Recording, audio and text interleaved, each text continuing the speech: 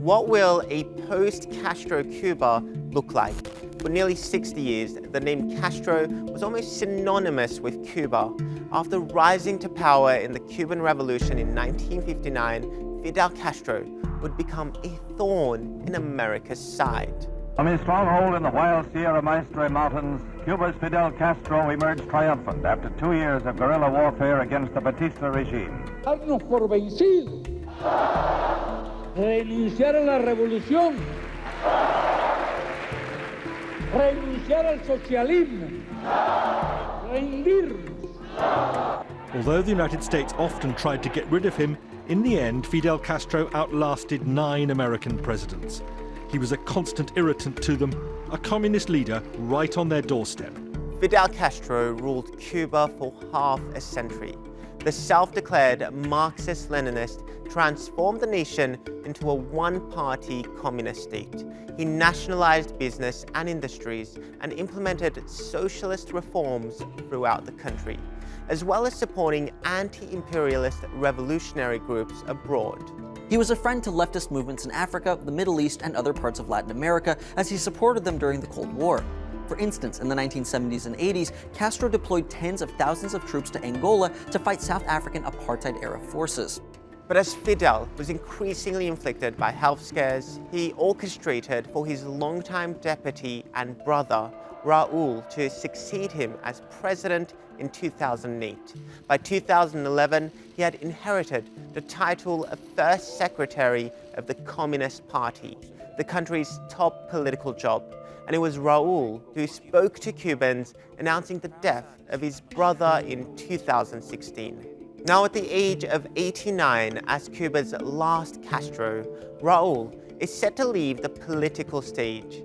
This has created a sense of uncertainty for the island, both economically and socially.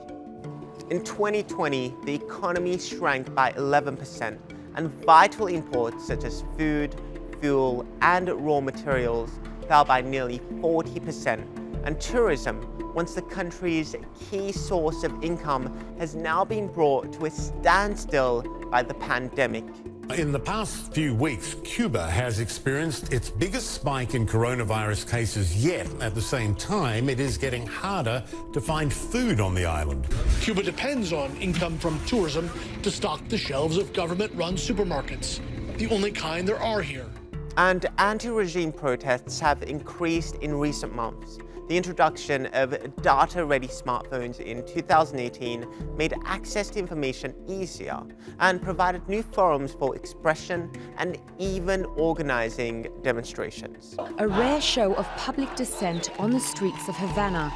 Protests like this are not allowed on the island, but many of Cuba's most prominent artists say they've had enough of what they're calling a government crackdown, mainly against younger people.